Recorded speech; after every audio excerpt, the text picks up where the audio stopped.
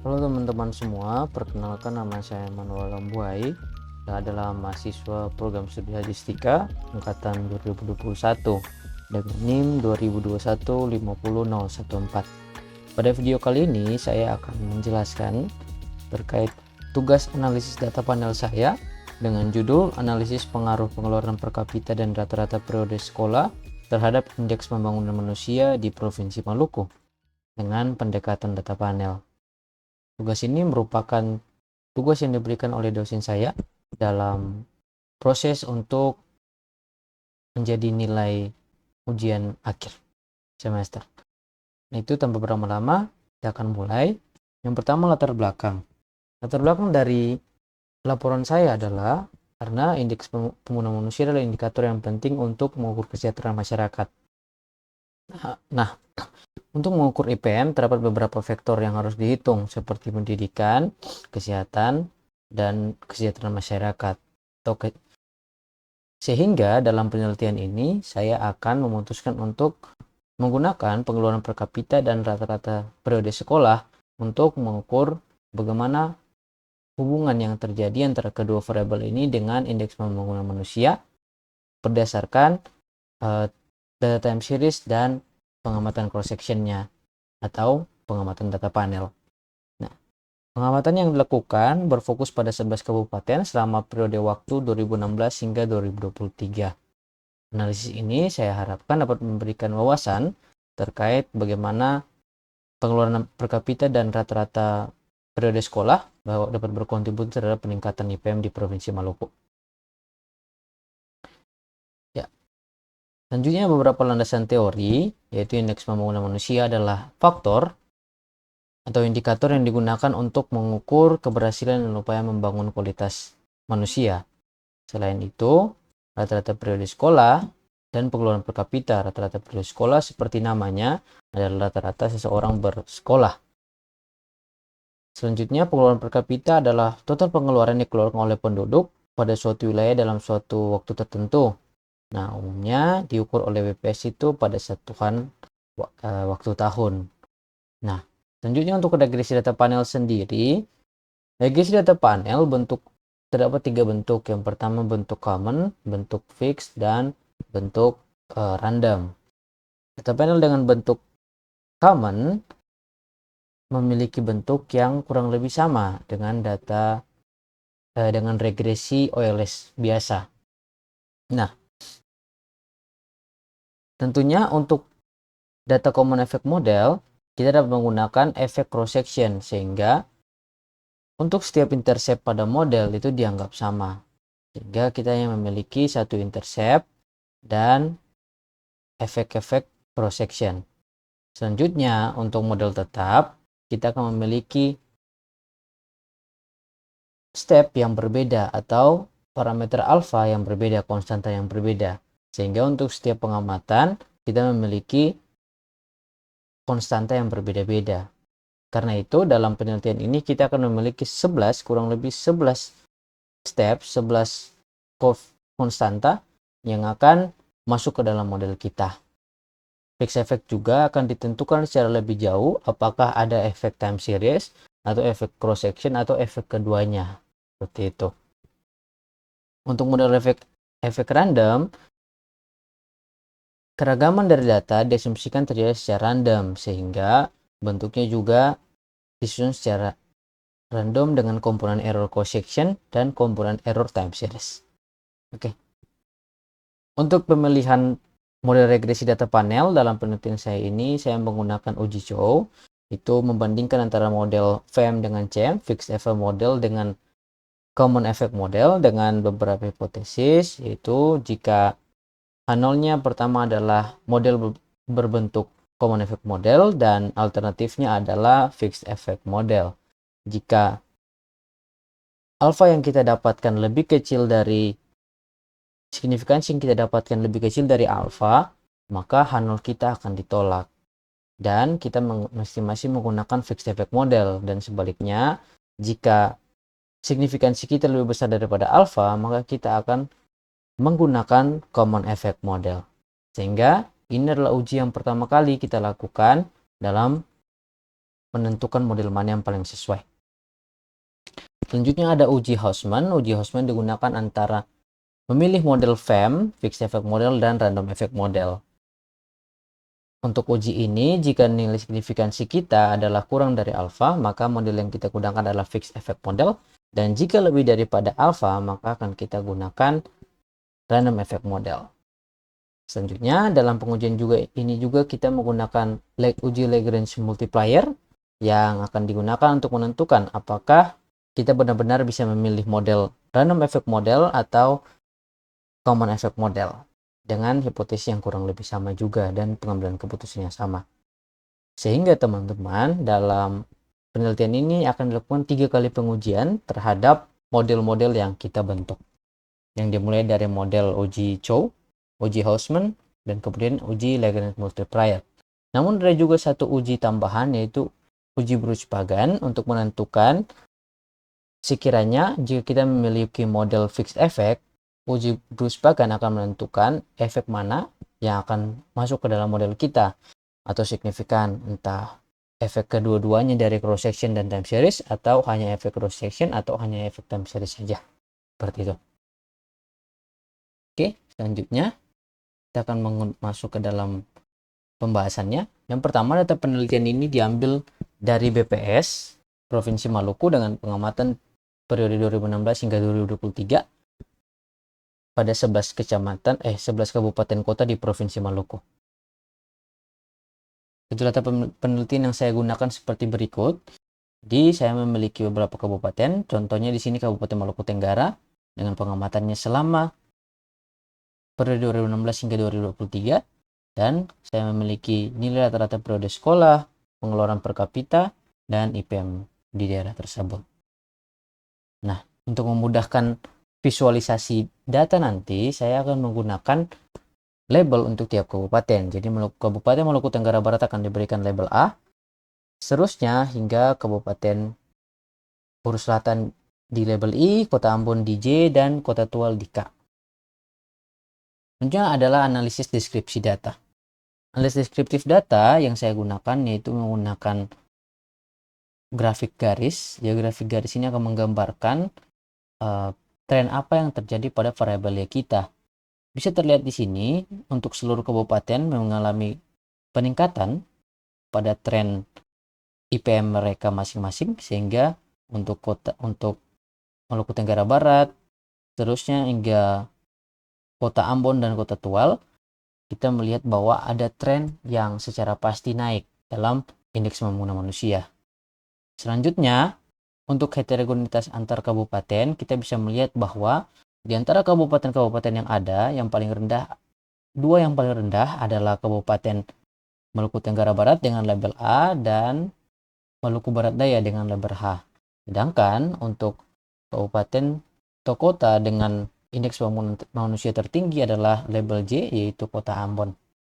Nah, dari sebaran tahun juga kita dapat melihat bahwa perkembangan IPM di antara ke-11 kota itu cenderung stabil meningkat, kecuali ada sedikit perlambatan pada transisi antara tahun 2018 dan tahun 2020. Hal ini adalah hal yang masuk akal jika kita melihat kembali pada masa-masa 2019 hingga 2020 terjadi pandemi COVID-19 yang mana menghambat pertumbuhan dari indeks pembangunan manusia. Oke, untuk membentuk model data panel selanjutnya, karena kita memiliki sebuah model dengan variabel independen 2 dan variabel dependen 1, maka kita akan memiliki 3 model, yaitu model pertama di mana keduanya masuk sebagai pengaruh, model kedua di mana hanya X1 sebagai pengaruh, dan model terakhir di mana hanya X2 sebagai pengaruh. Nah, di sini kita akan menentukan jenis efek juga dari tiap model yang ada. Jadi dari ketiga model akan menentukan efek-efek mana saja yang mungkin dimiliki oleh ketiga model tersebut. Apakah efek fixed, random, atau common. Kemudian kita melakukan pengujian signifikansi parameter dengan seluruh parameter yang ada dari setiap model itu ternyata signifikan.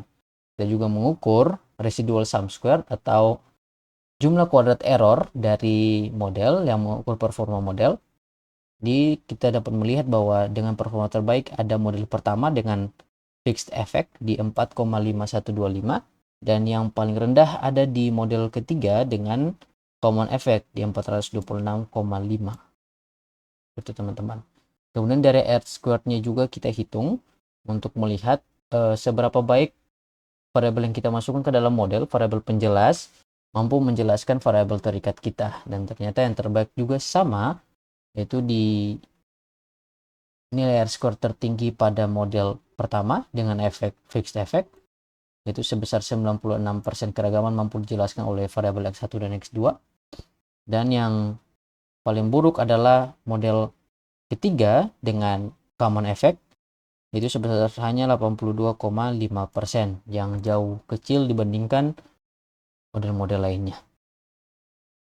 Selanjutnya kita akan melakukan uji Hausman untuk ketiga model. Jadi untuk model pertama, setelah melakukan uji Hausman, kita mendapatkan bahwa model yang kita miliki adalah memiliki pengaruh model efek tetap karena nilainya lebih besar dari 0,05 nilai p-value-nya. Sedangkan untuk model kedua juga sama, yaitu model efek tetap atau fixed effect. Sedangkan model yang terakhir karena lebih kecil dari 0,05 memiliki nilai signifikansi p-value di 0, maka dia masuk ke dalam model efek random.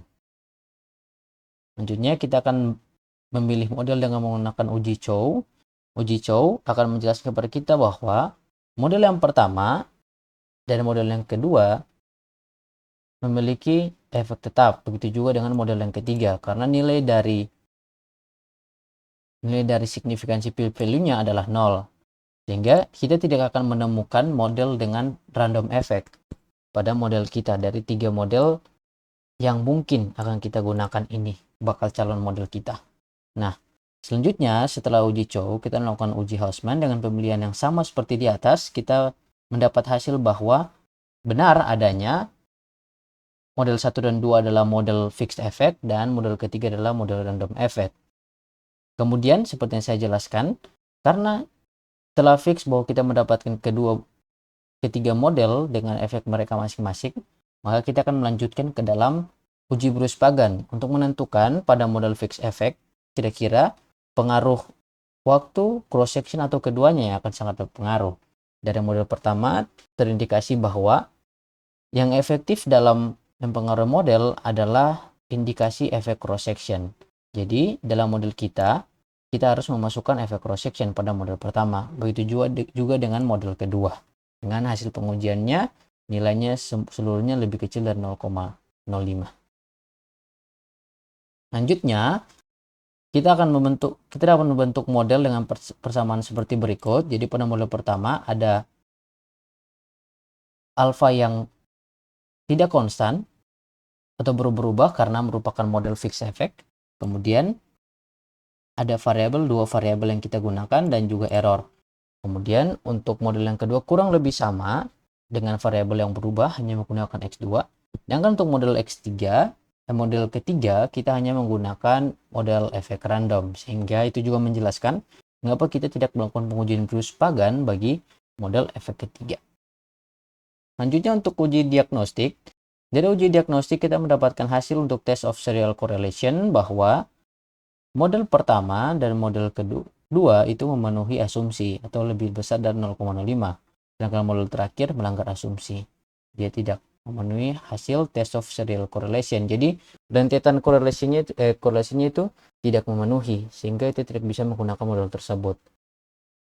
Kemudian untuk menguji uji Wolf parameter, kita mendapatkan hasil bahwa seluruh uji ternyata memiliki hasil yang sama dengan pengujian parameter mereka sebelumnya, atau tidak ada perbedaan antara signifikansi parameter, atau parameter yang signifikan tetap menjadi signifikan pada uji Wolf parameter, sehingga kita dapat mengambil keputusan bahwa ketiga model juga memenuhi asumsi. Namun karena satu dari pengujian ini pada model ketiga tidak terpenuhi, maka kita akan menghilangkan model ketiga dan menggunakan model 1 dan model 2 saja selanjutnya. Selanjutnya kita melakukan pengujian bagi dua model terbaik, yaitu pengujian asumsi klasik untuk normalitas, model 1 memenuhi. Untuk pengujian non-autokorelasi juga model 1 memenuhi, dan homoskedastisitas model 1 dan 2 juga memenuhi. Sehingga kita melihat bahwa untuk model 1 dan 2, seluruh asumsi klasik yang kita miliki adalah terpenuhi. Sehingga model 1 dan 2 benar-benar menjadi model yang tepat untuk kita jadikan model akhir bagi pemodelan analisis regresi data panel kita. Nah, untuk menentukan keputusannya, karena kedua model memenuhi semua asumsi, kita dapat membandingkan nilai residual sum square keduanya. Nah, kita mendapatkan bahwa residual sum square model pertama adalah 4,5125 dengan R square sebesar 96%. Sedangkan model kedua memiliki residual sum square sebesar 10,887 dengan R square sebesar 90,32.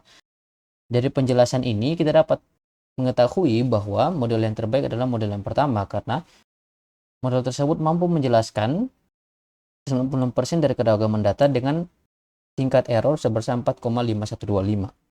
Sehingga model terbaik untuk pemodelan regresi data panel ini adalah model pertama dengan jenis model fixed effect dan efeknya adalah kabupaten.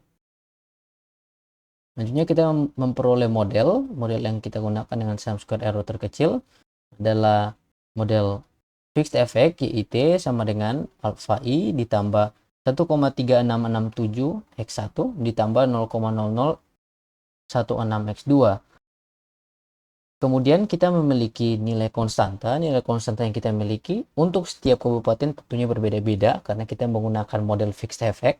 Nah, model fixed effect ini akan berbeda setiap kali kita menggunakan kabupaten mana yang kita pakai dalam pemodelan kita. Contohnya untuk Maluku Tenggara Barat kita memiliki nilai konstanta alfa sebesar 39,774 satuan.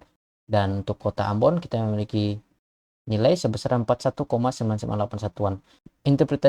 Interpretasi modelnya sama seperti OS biasa, yaitu contohnya untuk kota Ambon kita memiliki nilai 41,998 yang berarti jika tidak ada pengaruh di antara variabel pengeluaran per kapita dan juga rata-rata lama sekolah, maka indeks IPM dari Kota Ambon adalah sebesar 41,998 satuan.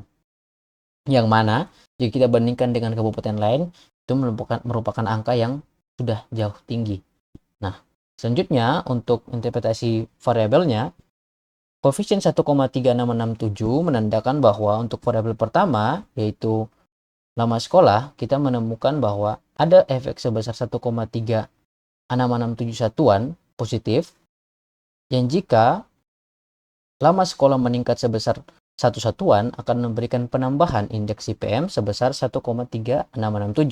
Sedangkan jika turun 1 satuan dari rata-rata lama sekolah, periode sekolah, indeks IPM juga kemungkinan akan turun sebesar minus 1,3667. Turun 1,3667 satuan. Kemudian untuk variabel yang kedua, yaitu untuk variabel pengeluaran per kapita, kita bisa melihat ada koefisien 0,0016 yang artinya jika pengeluaran per kapita naik sebesar 1 satuan maka akan menambah IPM sebesar 0,0016 dan jika turun sebanyak 1 satuan akan menurunkan nilai dari IPM sebesar 0,0016 juga.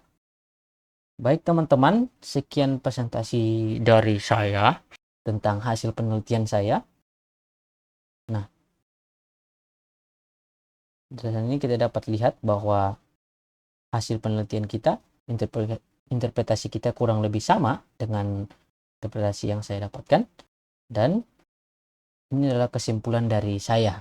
Selanjutnya untuk saran saya, karena ini merupakan penelitian yang kompleks dan memerlukan data yang luas, maka lebih baik untuk memperluas lagi pertimbangan variabel lain yang mungkin berpengaruh. Seperti itu teman-teman. Oke.